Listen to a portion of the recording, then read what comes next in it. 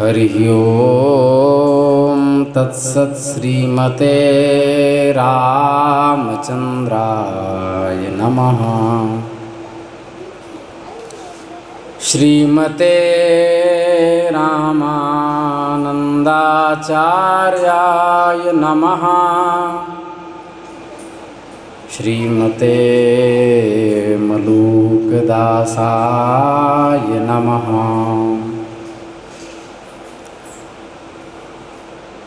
हरिविधि वसिष्ठ शक्ति पराशर व्यास शुकदेवान् वैशंपायन मुग्र श्रवसं च नुमः पुराण गुरुमुख्यान् त्रय्यारुणिं कश्यपञ्च सावर्णिम् अकृतवृणम्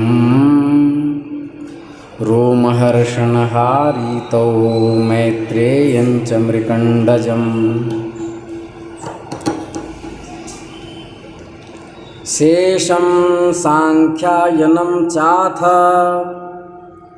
चतुरस्सनकादिकान् श्रीमहाभारतं वेदान् कणादं जैमिनिं मुनिं पतञ्जलिम् अक्षपादं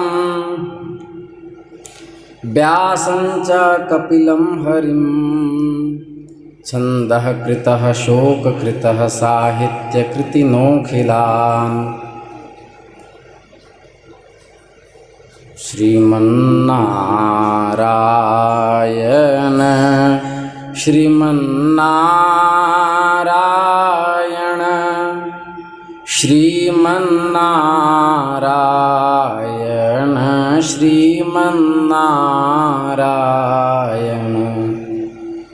बोलो नारायण बोलो नारायण।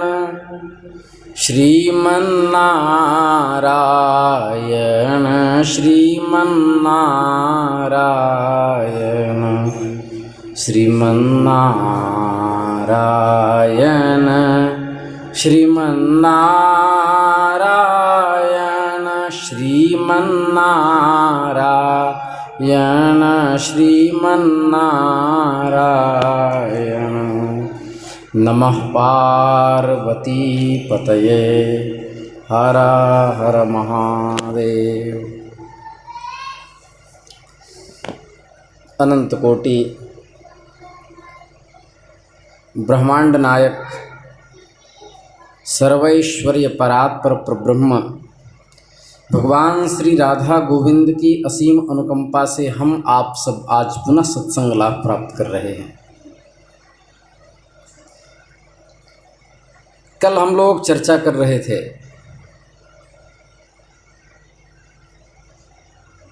महाप्रभु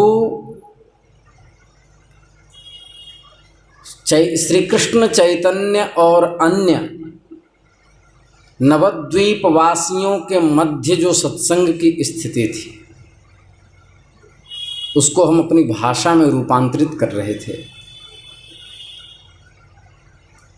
महाप्रभु एक शिक्षक जैसे चाणक्य के अनुसार अध्यापक के गोद में निर्माण और प्रलय दोनों होता है और समस्त समष्टि को अध्यापक ही तो रचते हैं, चाहे एसपी हो, चाहे सीएमओ हो, चाहे इंस्पेक्टर हो, चाहे चार्टर अकाउंटेंट हो, चाहे कोई वक्ता हो, चाहे जगतगुरु हो, सबको रचने वाले शिक्षक होते हैं। शिक्षक का कर्तव्य क्या है आध्यात्मिक दृष्टिकोण के अनुसार? तो कहेंगे कि शिक्षक का कर्तव्य है अपनी योग्यता का सदुपयोग और शिक्षार्थी विद्यार्थी के चरित्र का निर्माण। ये महाप्रभु करते थे।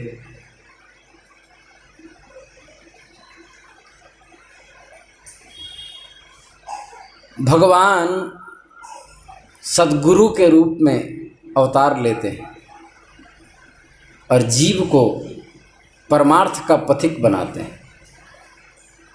इसका मतलब यह हुआ कि जीव की इच्छाओं को पूरी नहीं करते भगवान, परमार्थ का पथिक बनाते हैं जीवों को। तो भगवान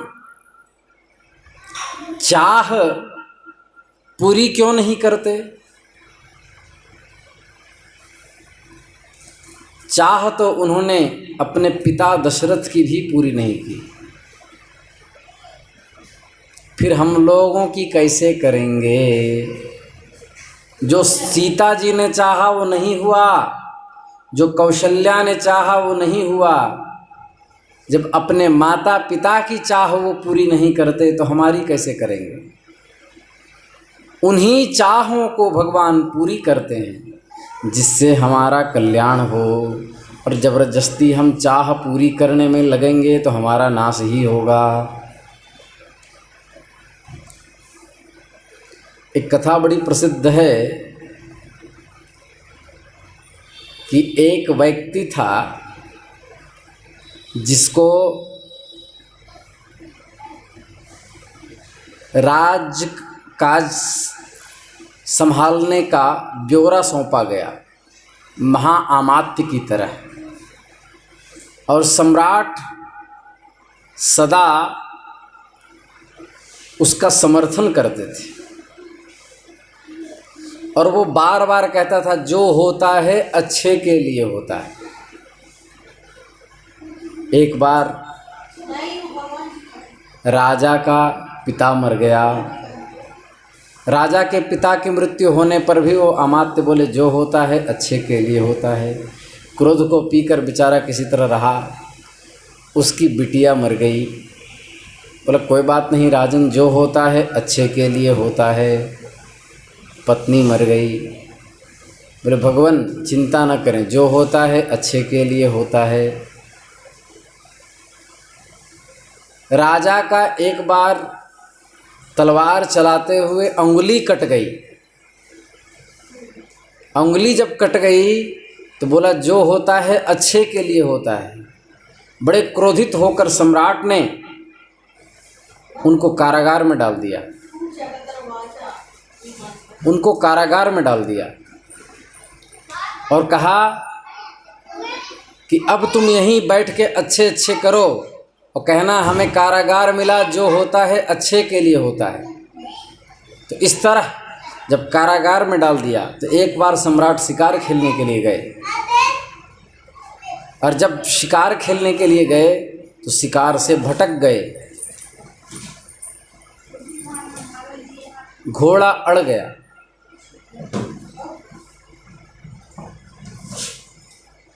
तो जैसे ही घोड़ा अड़ा, बंजारों ने आके सम्राट को घेर लिया और पकड़ करके मृत्यु दंड देने के लिए ले गए। क्योंकि वो भगवती की पूजा करते थे बंजारे, तो उसमें काली माई को किसी सम्राट की बलि देनी थी। तो राजा को उन डाकुओं ने पकड़ लिया और कहा कि काली जी को बलि की आवश्यकता है, हम इसकी बलि देंगे, क्योंकि एक सम्राट की बलि देंगे तब हमारा मंत्र सिद्ध होगा, हमें बहुत धन की प्राप्ति होगी। तब जैसे ही बलि देने के लिए गया तो तंत्र पद्धति में नियम है कि अपंग व्यक्ति को बलि नहीं दिया जाता, और राजा की अंगुली तलवार से कटी हुई थी। तो कहा अरे ये तो अपंग है, इसकी बलि क्यों दोगे, इसको छोड़ करके आओ जहाँ से पकड़े। राजा को वापस वहीं जाके छोड़ दिया। तब उन्हें स्मरण में हो आया कि नहीं, वह अमात्य सही कहता था, जो होता है अच्छे के लिए होता है। उस दिन तलवार से यदि अंगुली नहीं कटती तो आज पूरी गर्दन उड़ गई होगी। इस कथा का अर्थ यह है, प्रारंभिक अवस्था में कई बार हमें कुछ संकेतात्मक घटनाएं हमें अंदर से झकझोर देती हैं कि ऐसा नहीं होना चाहिए था, किंतु उसमें भी परमात्मा कृपा छिपी होती है जिसे हम देख नहीं पाते। इसका मतलब यह हुआ कि भगवान जो करते हैं वो अच्छे के लिए करते हैं। जब दुख मानव को कुछ सिखाने के लिए आता है, फिर बच्चों के जीवन में दुख क्यों आता है? बच्चा तो कुछ सीख नहीं सकता, तो फिर बच्चों के जीवन में दुख क्यों आता है जब दुख कुछ सिखाने आता है? क्योंकि बच्चे प्राणी हैं।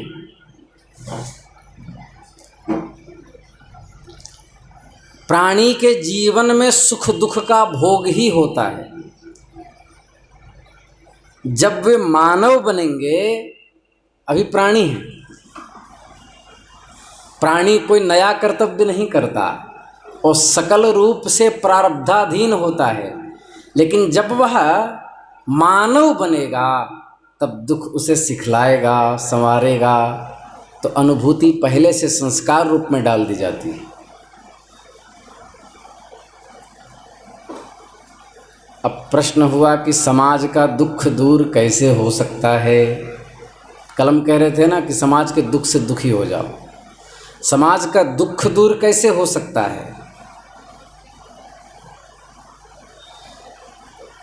तो इसका एक सिद्धांत है कि आप अपना दुख दूर कर सकते हैं। समाज चाहेगा तब समाज का दुख दूर होगा। कोई बाप अपने बेटे का, कोई पति अपनी पत्नी का दुख दूर नहीं कर सकता, तो समाज का कैसे कर लेगा? जब तक व्यक्ति स्वयं अपना दुख दूर न करना चाहे, तब तक उसका दुख कोई दूर नहीं कर सकता। हाँ, इतना आप कर सकते हैं कि दुख रहित जीवन समाज के सामने परोस सकते हैं, जैसे मैं कल से परोस रहा हूँ। दुख रहित जीवन परोसा जा सकता है, जिसको देखकर समाज में दुख को दूर करने की रुचि पैदा हो। समाज का दुख समाज ही दूर कर सकता है, कोई किसी का दुख दूर नहीं कर सकता।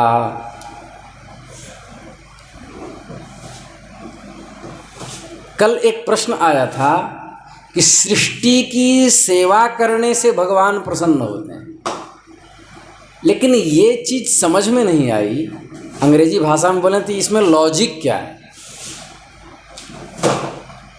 सृष्टि की सेवा करने वाला प्रभु को कैसे प्यारा लगता है?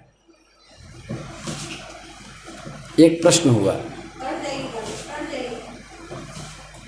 तो उसका उत्तर यह है कि जैसे तुम्हारे लड़के की सेवा करने वाला तुम्हें प्यारा लगता है, उसी प्रकार सृष्टि सब भगवान के ही बालक है। इसलिए सृष्टि की जो सेवा करता है भगवान को प्यारा लगता है। तो फिर प्रश्न कल आया था, भौतिक उन्नति का साधन क्या है?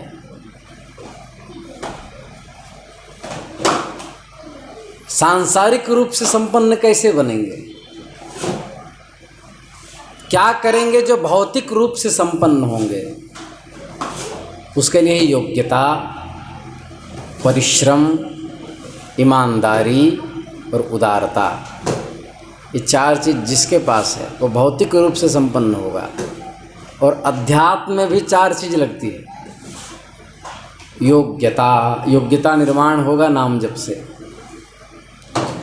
परिश्रम, साधना में इतना परिश्रम कर ले कि वह निर्दोष हो जाए।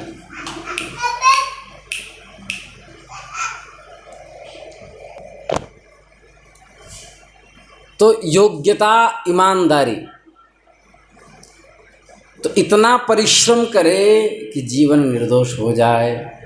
सेवा में इतना परिश्रम करे, ईमानदारी रखे और उदार रहे, तो आध्यात्मिक उन्नति भी संभव है। आध्यात्मिक उन्नति अचाह होने से हो जाती है। थोड़ा हमारी भाषा थोड़ी अटपटी है, लेकिन है 100% की।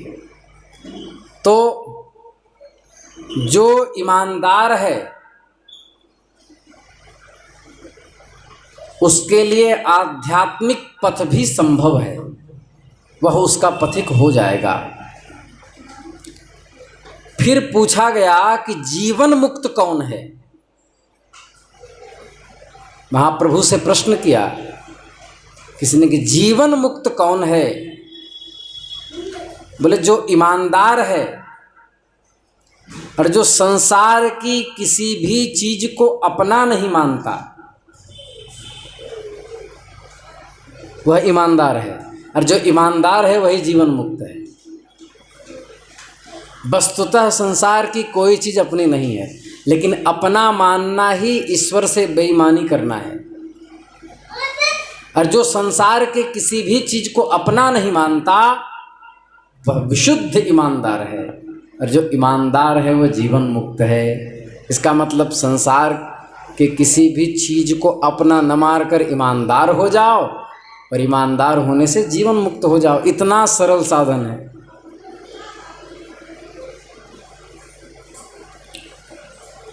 जीवन मुक्ति का स्वरूप क्या है? इच्छा रहते हुए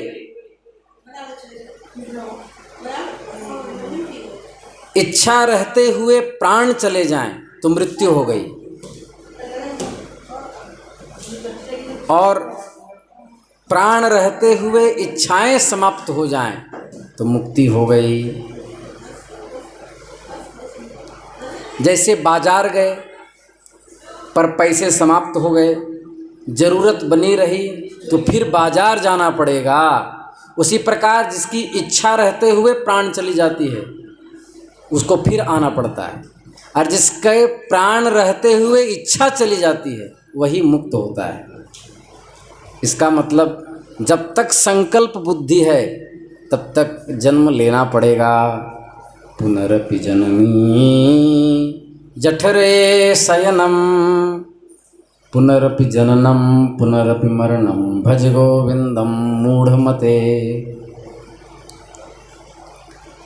फिर एक प्रश्न आया कि पढ़ाई लिखाई बढ़ रही है फिर भी दोष कम क्यों नहीं हो रहा।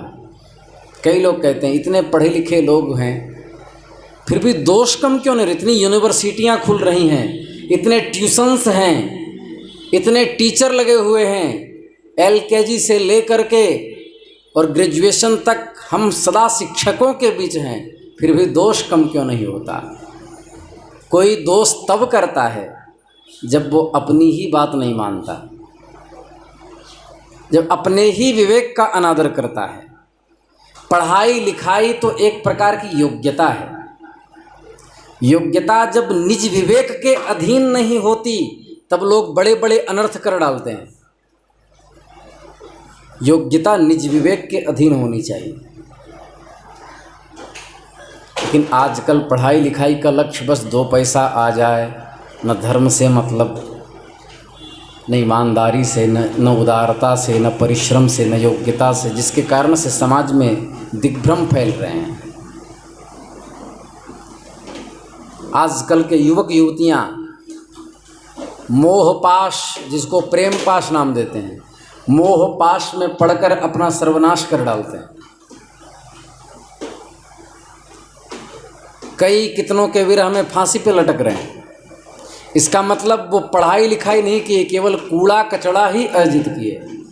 APPLE एप्पल मतलब सेब। इन कूड़े कचड़े को ज्ञान समझ लिया कि हम ज्ञानी हो गए। ज्ञान यह है क्या?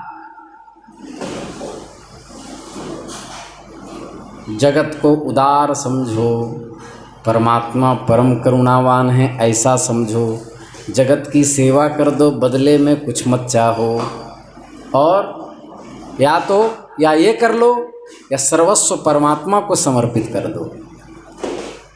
इतना सरल साधन है, फिर भी जीव भटक रहा है।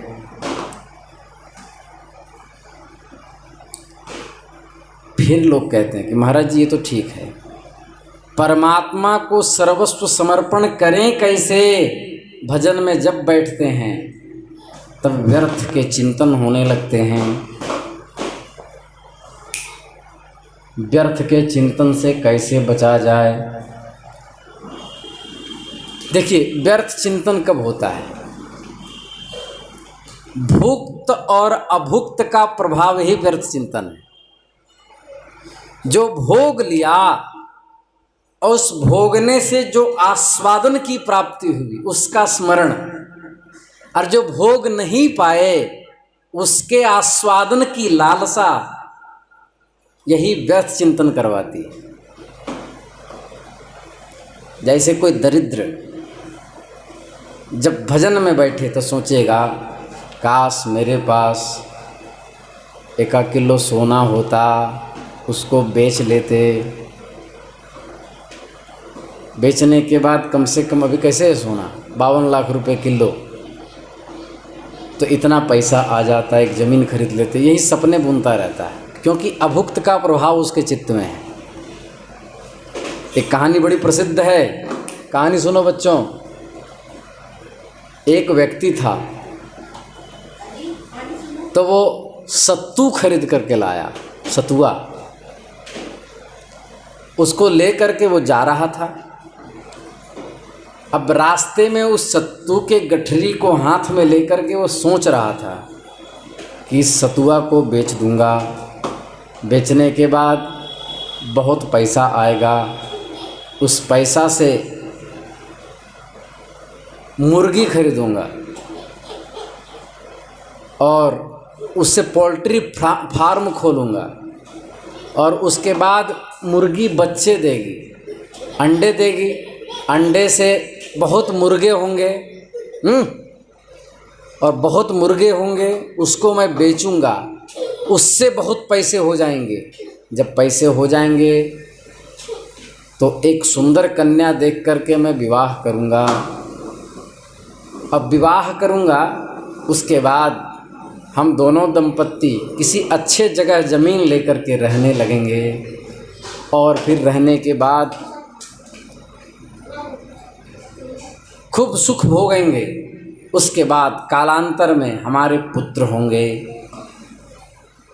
पुत्र जब होंगे तो उसको बड़े लाड़ प्यार से उसका पालन पोषण करूंगा। जब वो पुत्र बड़ा हो जाएगा तब वो स्कूल जाने लगेगा। जब स्कूल जाने लगेगा तो रविवार के दिन छुट्टी होगी, और छुट्टी के समय जब मैं घूमने जाऊंगा तो इसकी माता कहेगी कि इसको भी ले जाइए, मैं बहुत व्यस्त रहूँगा। और व्यस्त रहते हुए मैं उस समय कहूँगा नहीं नहीं, मैं इसको नहीं ले जाऊँगा। बच्चा हमारे गोद में आकर के चढ़ना चाहेगा, मैं उससे उसी समय झटका दे दूँगा, जाओ उधर, बाद में ले जाऊँगा। ऐसे ही कह के उसने सच में झटका दे दिया।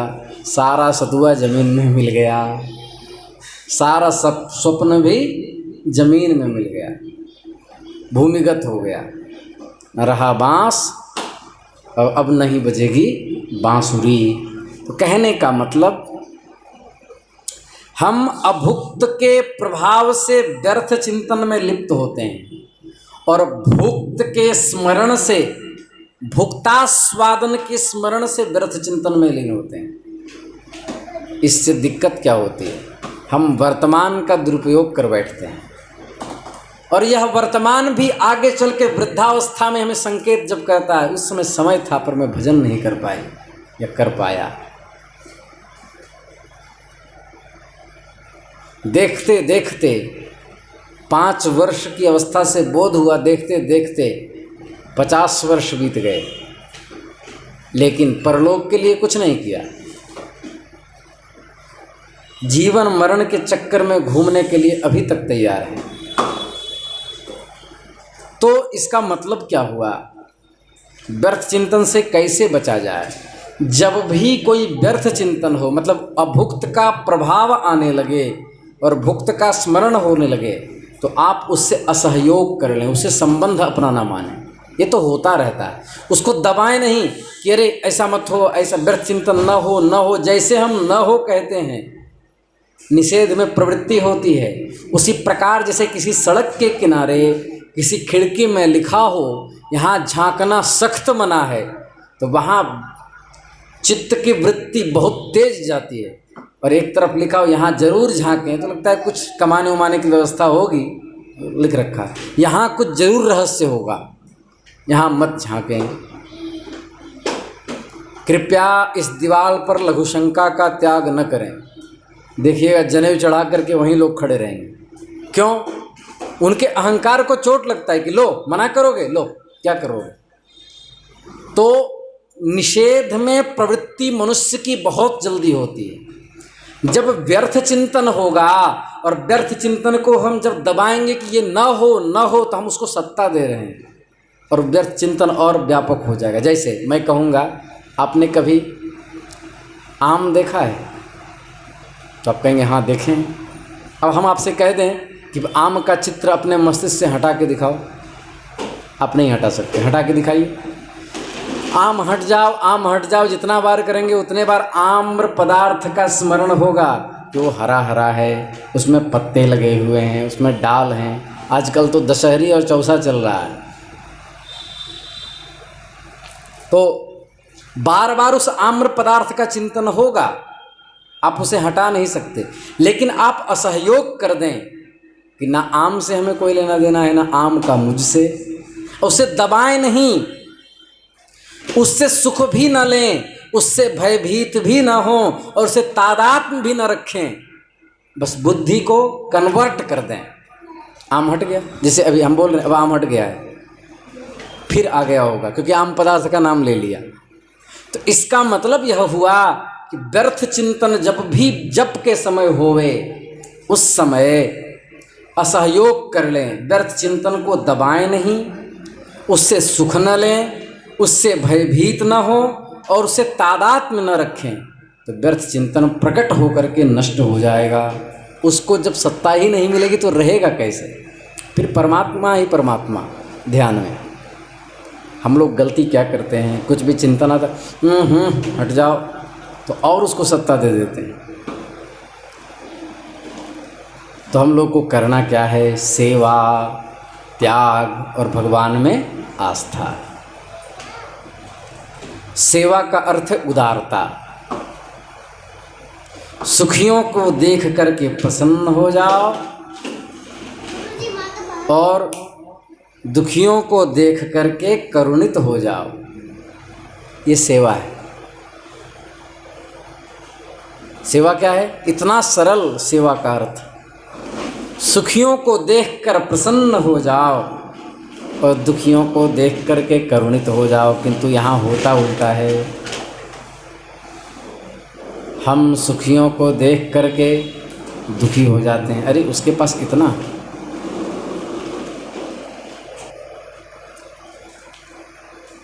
दुखियों को देख करके करुणित हम नहीं होते, हम दुखियों को देखकर प्रसन्न होते हैं। ठीक हुआ, ऐसे ही होना चाहिए था। बहुत अहंकार में सीना फुला करके घूमती थी, ले ठीक हुआ। और सुखियों को देख करके राम राम, जरूर कोई फ्रॉड किया होगा, ऐसे सुख हो ही नहीं सकता। हम स्वीकार ही नहीं कर पाते कि कोई सुखी क्यों। तो जब सुखियों को देख करके सुखी हो जाएंगे, दुखियों को देख करके करुणित हो जाएंगे, तब सेवा हो जाएगी। त्याग क्या है? त्याग का अर्थ है मिला हुआ अपना नहीं है, ये बुद्धि आत्मा तक पहुंच जाए, ऐसा विवेक, उसी को त्याग कहते हैं। त्याग का मतलब अपने स्वत्व का त्याग, अपने निजत्व का त्याग, अपने जो संसार से तादात्म्य का त्याग। त्याग का मतलब ये नहीं कि घर छोड़ के महात्मा हो जाओ, हालांकि वह भी नियम है जाबालोपनिषद आदि ग्रंथों में, लेकिन त्याग का वास्तविक अर्थ है संसार को अपना न मानना, क्योंकि संसार हमारा है ही नहीं। यदि हमारा रहता तो सदैव मेरे साथ रहता।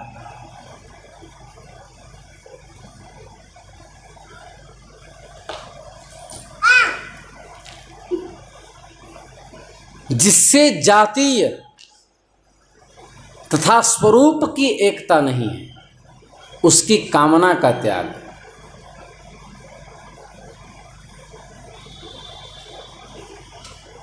बहुत तेज गुस्सा हुआ।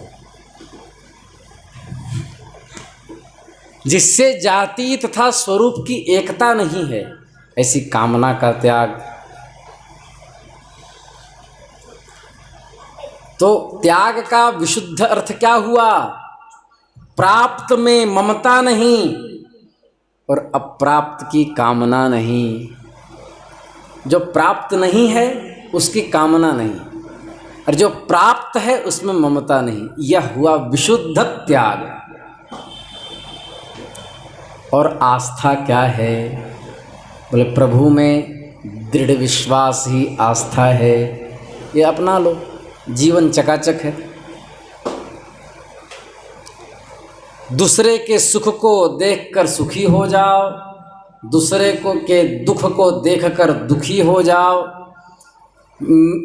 प्राप्त में ममता मत करो, अप्राप्त की कामना मत करो, और भगवान में दृढ़ विश्वास रखो। तब क्या स्थिति होगी?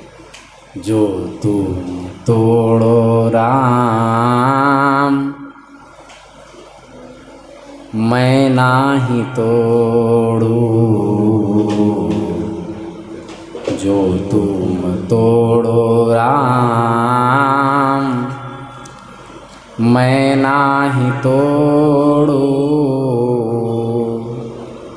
तुम सन तोड़ी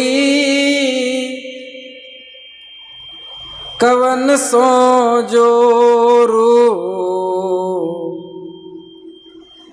तुम सन तोरी कवन सो जोरू। जो तुम तोड़ो राम,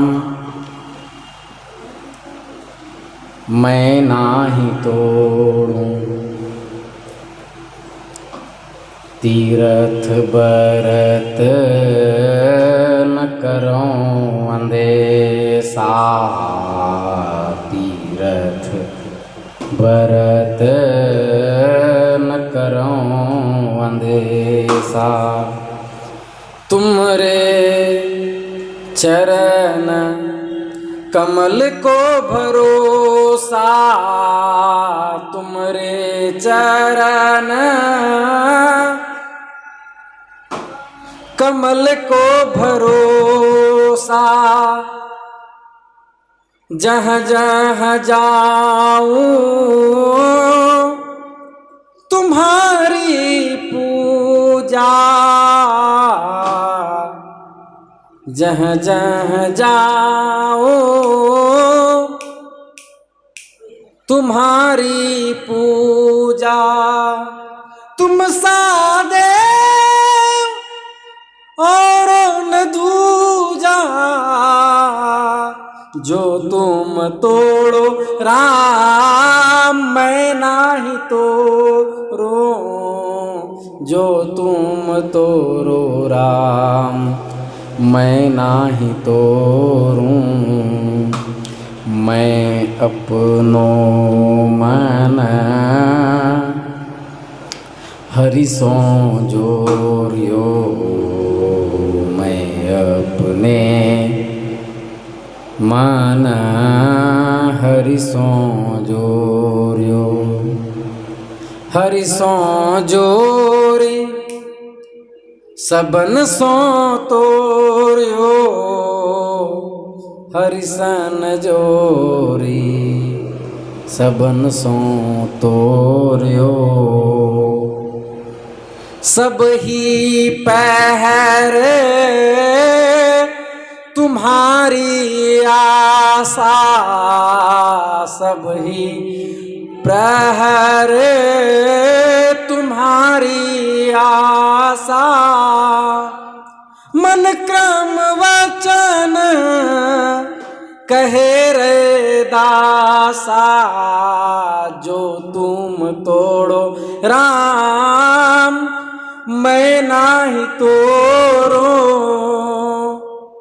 तुम सन तोरी कवन सो जोरूं। ये स्थिति आ जाएगी। और जब प्राप्त में ममता नहीं होगी और अप्राप्त की कामना नहीं होगी, तो केवल परमात्मा का ही चिंतन होगा। यह अंदेश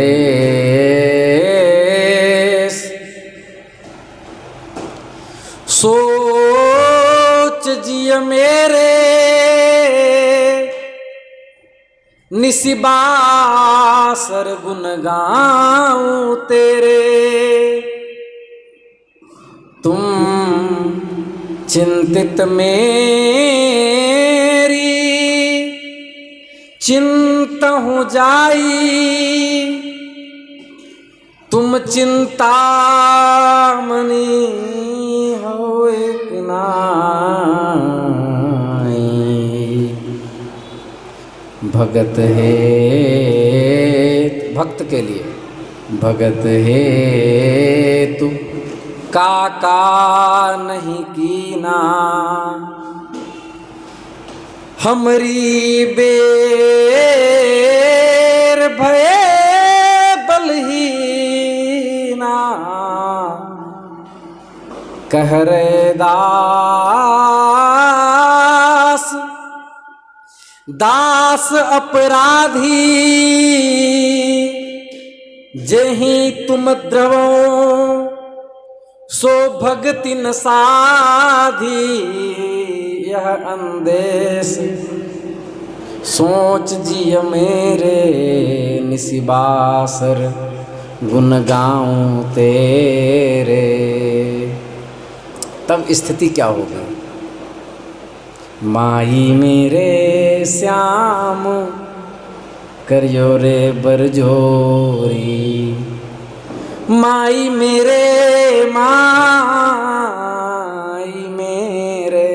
माई मेरे श्याम करियो रे बरजोरी। तो इस प्रकार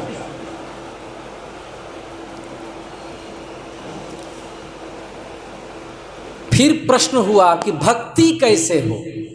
महाप्रभु उपदेश कर रहे हैं, हम उसको अपनी भाषा में समझा रहे हैं। ये चैतन्य चरितामृत में बात नहीं आई है, बस वहाँ इतना लिखा है कि महाप्रभु उपदेश कर रहे हैं, तो हम अंदाज लगा रहे हैं कि क्या उपदेश कर रहे होंगे। तो नवद्वीप वासियों ने पूछा, भक्ति कैसे हो? भक्ति भाव की अभिव्यक्ति कैसे होती है? बोले संसार को अपने लिए अस्वीकार कर दो और केवल भगवान को ही अपना मानो, यही भक्ति है। अरे अभागे, यही भक्ति है।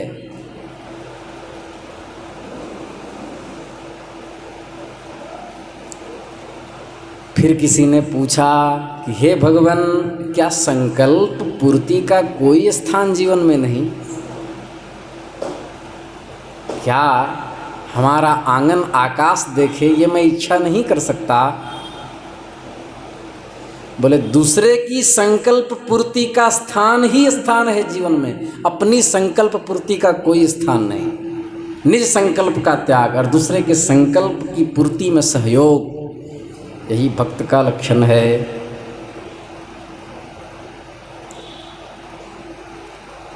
तो बोले क्या स्वप्न नहीं देखना चाहिए? क्या स्वप्न का कोई अस्तित्व नहीं? बोले स्वप्न एक अवस्था है और अवस्था का कोई अस्तित्व नहीं होता। अस्तित्व उसी का है जो अवस्थांतर है, जिसकी अवस्था है, जिसकी आयु है, वह नित्य कैसे हो सकता है?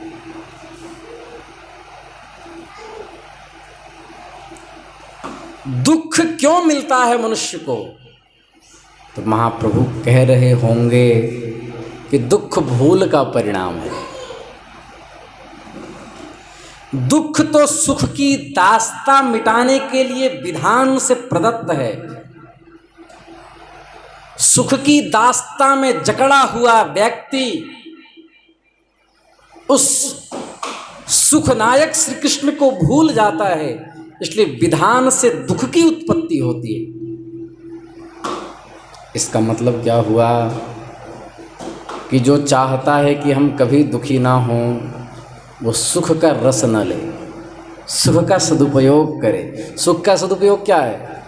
मान लो इतना धन ईश्वर ने दे दिया कि हम एयर कंडीशन कमरे में रहें, तो उसका उपयोग क्या है? एयर कंडीशन में रखो, कोई दिक्कत नहीं है, दरवाजे बंद कर लो, बढ़िया चिल्ड रूम में रहो, कोई दिक्कत नहीं है। पर उसमें क्या करो, श्रीमद् भागवत का पाठ करो, नाम जप करो। लेकिन हम लोग क्या करेंगे, मोबाइल लेके दूसरे की फ़ोटो देखते रहेंगे। श्रीमद् भागवत का पाठ करो, भगवत चिंतन करो, कीर्तन करो। ये सुख का सदुपयोग है। सुख का दुरुपयोग क्या है? कम्बल ओढ़ के सो जाओ, मोबाइल चलाओ, आधुनिक नायक नायिकाओं के चरित्र को देखो, फिल्म देखो, दुनिया भर की बकवासें करो। ये सुख का दुरुपयोग है। इसका मतलब वो सुख छीन ली जाएगी। सुख का दुरुपयोग करने से सुख छीन लिया जाता है, इसीलिए दुख आता है। चाहते हो कि जीवन में कभी दुख ना आए। जो भी यूट्यूब से सुन रहे हैं हमें, हम बहुत बड़ी बात बताने जा रहे हैं। आप चाहते हैं कि हम सदा एयर कंडीशन कमरे में बने रहें, तो उसमें हरि कीर्तन प्रारंभ कर दीजिए। विधाता आपके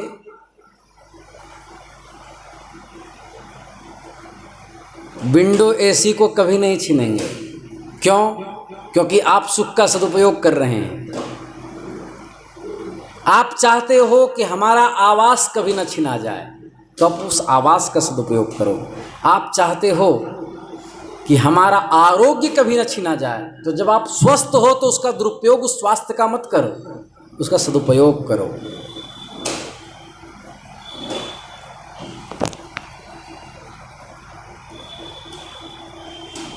दुखी होना और करुणित होना क्या एक बात है? किसी के दुख के देखकर को दुखी हो जाना और किसी के दुख को देखकर करुणित हो जाना क्या एक ही बात है? बोले नहीं, क्योंकि दुख में जड़ता आती है और करुणा में चेतना आती है, संसार से संबंध टूटता है। इसलिए करुणा अलग चीज़ है, करुणित होना अलग पदार्थ है, दुखी होना अलग पदार्थ है। शारीरिक रोग आने पर हमें दुख क्यों होता है, ये प्रश्न हुआ। मैं शरीर हूँ या शरीर मेरा है, ऐसा समझने से दुख होता है। जिस दिन व्यक्ति समझने लगे मैं शरीर नहीं हूँ, शरीर संसार का है, शरीर मेरा नहीं है, दुख समाप्त हो गया। रोगी को दुख न सताए, उसके लिए क्या करना चाहिए? महाप्रभु कहे होंगे, रोग एक प्राकृतिक तप है, ऐसा मानकर उसे हर्षपूर्वक सहन कर ले। रोग एक तप है जिससे सुख की दास्ता मिटती है, सुख के प्रति लोलुपता का अभाव होता है। ये स्वीकार कर ले। रोग का सदुपयोग क्या है? शरीर से व्यक्ति को असंग कराने में रोग सहायता करता है। अब मान लो किसी को स्पॉन्डोलाइटिस सर्वाइकल हो जाए या किसी को साइटिका पकड़ ले,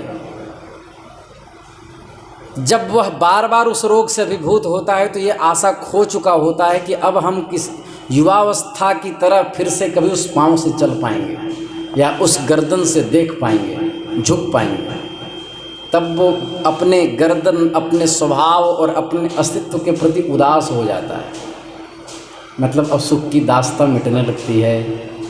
ये दुख का सदुपयोग है। दुख आने पर कोई ये बार बार चिंतन करे, मैं स्वस्थ हो जाता, मैं स्वस्थ हो जाता, मैं सुखी क्यों नहीं हो जाता। कई लोगों का अभ्यास होता है कि हल्का सा बुखार आया तो टैबलेट खाओ। क्यों खाओ? क्योंकि सुखी रहना है, दुखी नहीं रहना है। अब कुछ लोग ऐसे होते हैं कि उस रोग को, ऐसा मतलब नहीं है कि औषधि नहीं खानी चाहिए, इसका मतलब है कुछ लोग उस रोग को विधान के सुखदास्ता मिटाने की औषधि के रूप में मानते हैं, तो उनको रोग भी दुखी नहीं कर पाता। बीमारी से डर क्यों लगता है, यह एक प्रश्न है। रोग शारीरिक बल का आश्रय तोड़ने के लिए आता है। उससे साधक को डरना नहीं चाहिए, उसका सदुपयोग करना चाहिए। आगे की कथा हम कल करेंगे। तो ये हुआ दुख का जीवन में प्रभाव अवश्य में होना चाहिए। श्री वृंदावन बिहारी लाल की जय। नमः पार्वती पतये। हर हर महादेव।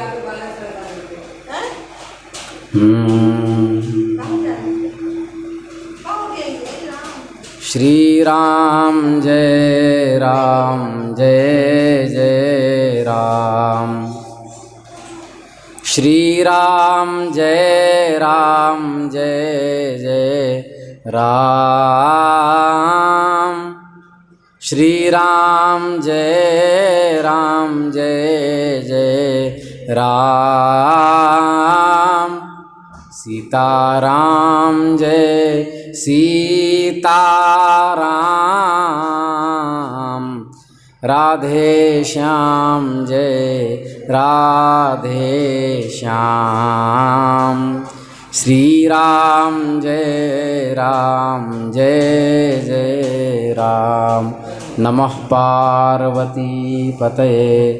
हर हर महादेव।